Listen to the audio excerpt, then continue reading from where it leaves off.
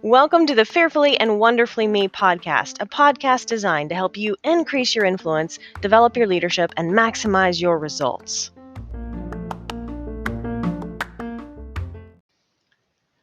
Hello, everyone. Welcome to today's episode on self-respect and boundaries. This continues our series of episodes on the elements of growth and transformation from my book, Fearfully and Wonderfully Me. And this is the third element, or the third component, really, of self-respect. And, when I think about boundaries, a boundary is really something, it's a line, right, that defines one area from another. It can be a real physical boundary, like a fence, or a wall or something like that. But it also can be a boundary that we apply to our personal life and professionally or relationally, I should say.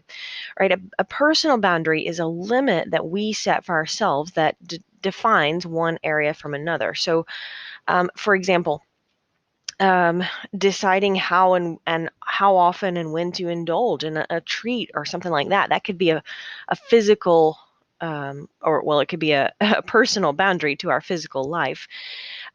Relationship boundaries are the boundaries that we set, the limits that we set that define how we interact with other people.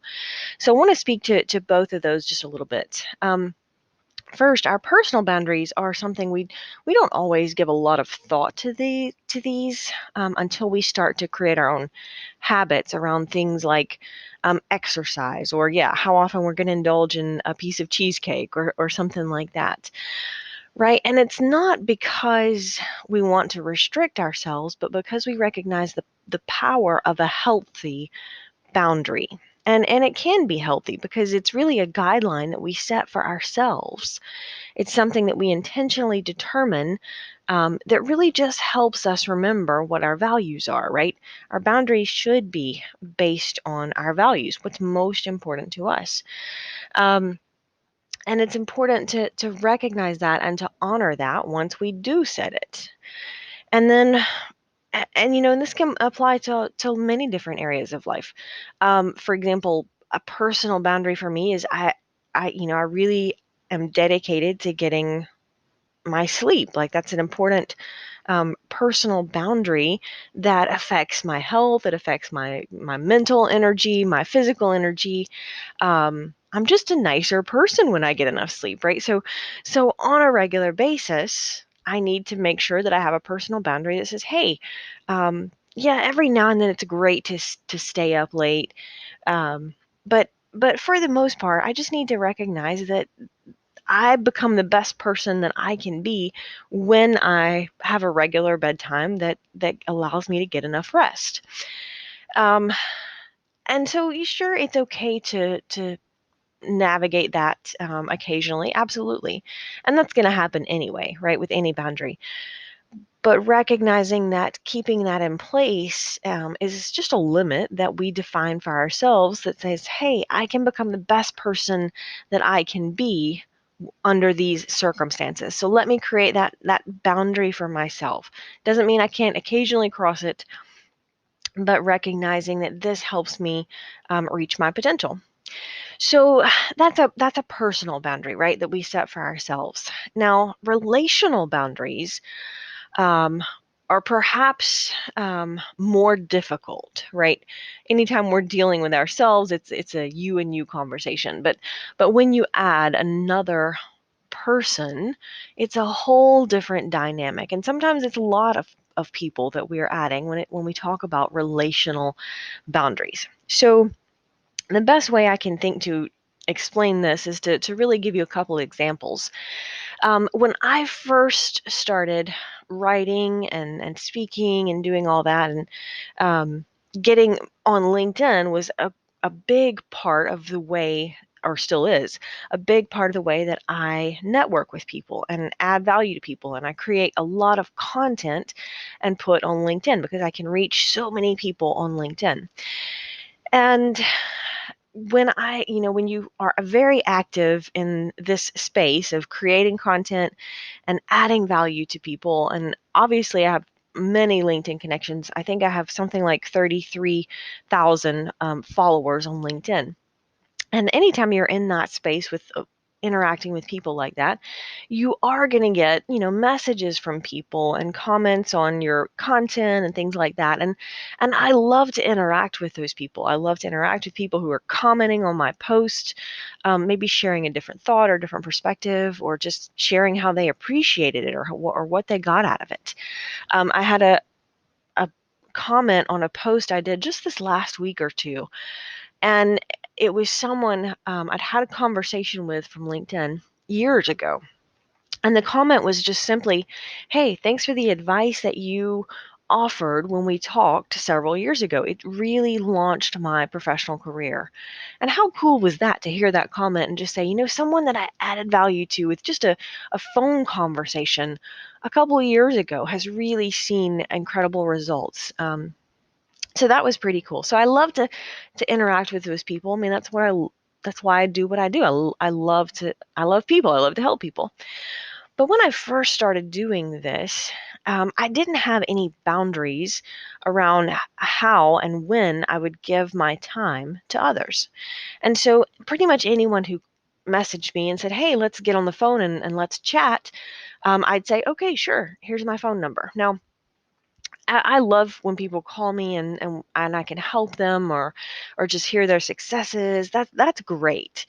But what I learned very quickly is that many people are not intentional with their time, and/or they don't respect my time. So what would happen would be somebody would say, "Oh, let's get on the phone," and I'd say, "Okay," and we would set a time and date, and I'd protect that on my calendar. And you probably understand, I schedule my entire day around my obligations to other people, my commitments to other people, the things that I have to get done. And planning that very carefully allows me to get so much more done. In fact, it's really one of the things I talk about so much in my book, Prime Time, The Power of Effective Planning, is that effective planning allows me to plan my priorities, not prioritize my planning. And that's a key difference, right? The way that I'm able to accomplish so much more is that I'm intentional about, planning that and scheduling it so that I can maximize my time. It's very powerful. So when I have a commitment to talk to someone, or to meet someone, or to have a coaching call with someone, I schedule my day around that, because there are other things that must get done, and I need to make sure that I'm uh, setting them in the appropriate place in my day so that I can get everything done and still have hopefully a little flexibility when things come up.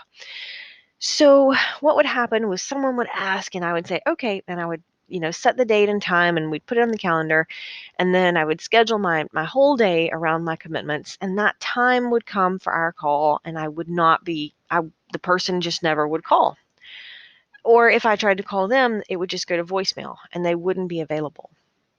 And so now here I quickly realized that I was scheduling my whole day around someone who was not respectful, or intentional, or didn't place the same value on our call that I did.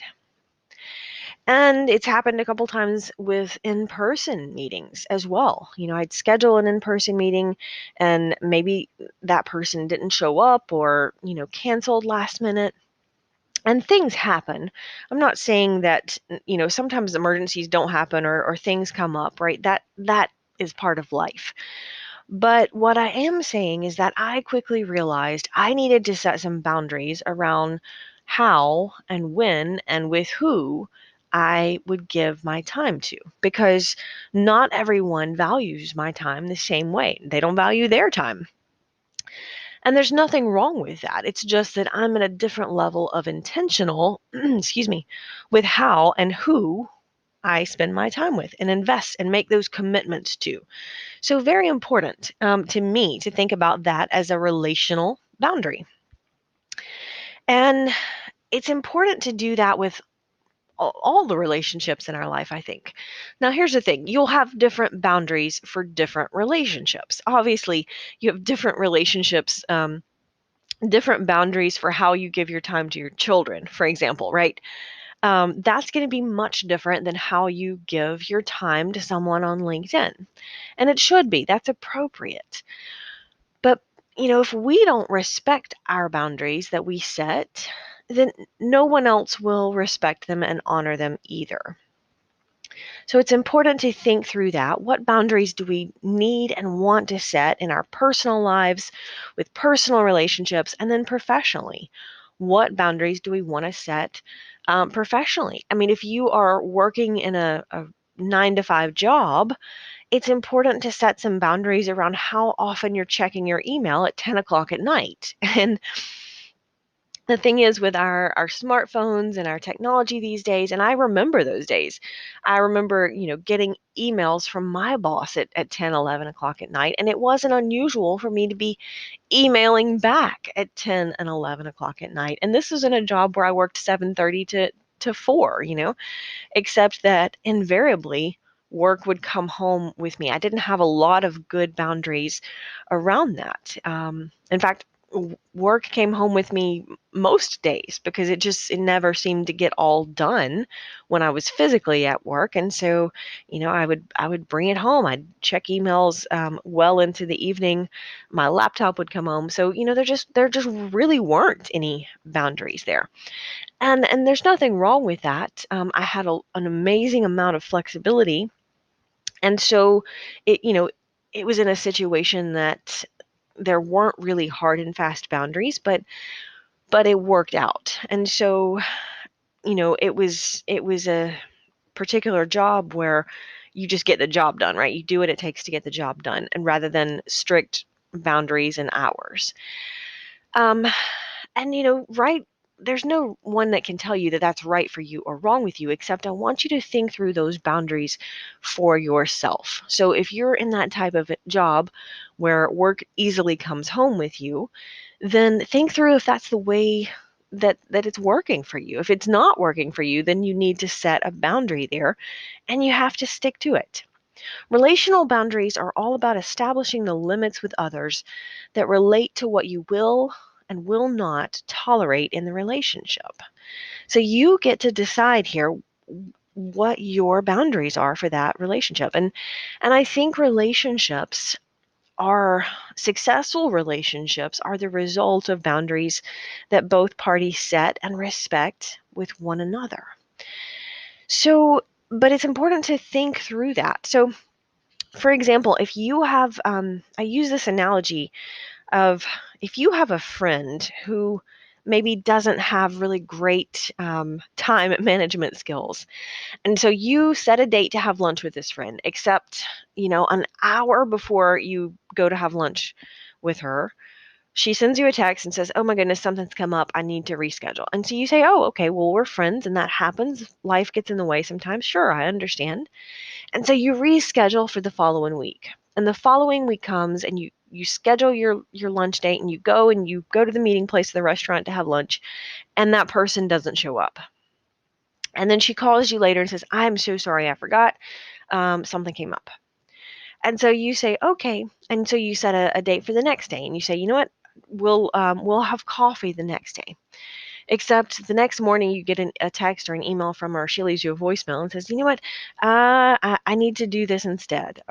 And so you keep setting a date and rescheduling, and sooner or later you'll connect and you'll have lunch or coffee. But my point here is that you can't get mad at her because she's already shown you that she doesn't have the same um, honor or value around commitments to other people that you do. And that's okay, right? We all decide that what's most important to us in our values. But obviously, she doesn't have the same value on commitments that you do. And so you can't get mad at her if you continue to reschedule and you continue to set updates and you and continue to be surprised when things come up, right? She's already shown you what kind of person she is. Now, there's nothing wrong with that. It doesn't mean that you are better than her. right? Just simply valuing things different. And so you get to decide, do I continue to invest a lot of time in scheduling lunch dates with this person? And that's your decision. But what I'm saying here is it's important to think through that and to be intentional with that, because your time and energy are limited at the end of the day. Um, so it's one of the things that I'm a planner. I know that I like to plan things. It allows me to get things done more. Mac is not as much of a planner. He really appreciates just being able to focus on a priority in the moment rather than plan out, his day the same way that I do.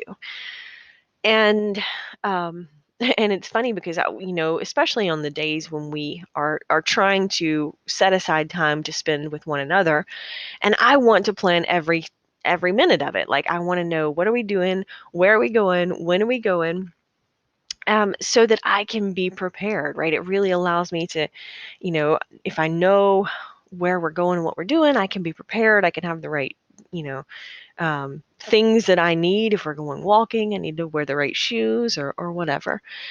And and he doesn't want to make plans. He really prefers to just have a lot more spontaneity in his day. And so I'm always saying, well, what are we doing? What are we doing? And I'm like, it doesn't matter what we decide to do as long as I know so that I can be prepared. Um, and so it's interesting when you have, um, particularly personal relationships. I think that this becomes a little more challenging where you want to work within the boundaries of the relationship together. And there again, the most important thing is to think through that and be intentional about it, but also communicate.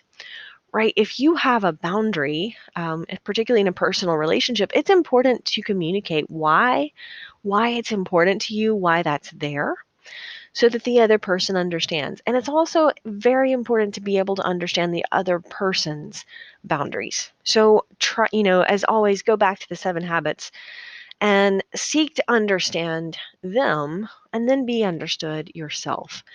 But it works much better if we are intentional about it and communicate very clearly about it. So think through that. What boundaries do you want in your relationship with your spouse or significant other? How are your boundaries serving you relative to your work and your professional life? Um, because both parties have to respect the boundaries of the other in order to create that win-win relationship. Otherwise, it's a win-lose. Now, here's the thing. If someone is not willing to respect your boundaries, walk away. Right? If they are not the type of person to respect the boundaries that you put in place, then renegotiate that relationship. It is entirely up to you. When you decide on those boundaries for yourself, then you have to defend them, because if you don't defend them, then you don't have them, right? If you're not willing to stand up for them, then they really don't exist to begin with. So just something to think through, because this is an important element of self-respect. It's respecting yourself enough to say, I value my time and my energy, and I value my boundaries. And I respect myself enough to honor them once I think through them and set them. I respect myself enough to honor them. And I respect other people enough to honor their boundaries. And this works out in so many different ways. And most of the time we don't even think about this, or we don't even intentionally think about it. But it's important that we do. Another way I think that this can play out is even just in our friendships, not just in our professional relationships, but how do we interact with other people within the boundaries of a friendship? And how do we navigate that as the seasons of life change? If you are friends with a new mom, for example, she may have a new boundary with a new baby, and now suddenly you don't want to just be calling at all hours of the night, because any sleep that she's getting is precious, and so you might be staying out late, like you both always used to do, but she's got a new baby, and so she's trying to get things settled and into a routine. And so maybe you respect that by, saying, hey, I'm going to call on, Saturday at 10 o'clock rather than 10 o'clock in the morning rather than 10 o'clock at night, because I want to respect that boundary that is new in your life. I want to respect our friendship enough to honor that. Or to just ask, when would be a better time for us to call and connect? So this can be super powerful, but if we don't think through that and if we don't set these boundaries, uh, you know, boundaries are healthy, particularly in relationships with ourselves, with other people. Boundaries are a good thing, right? These limits can be very helpful in healthy relationships, and we should have them. We absolutely need them to have a win-win relationship. So, something to think about. Until next time.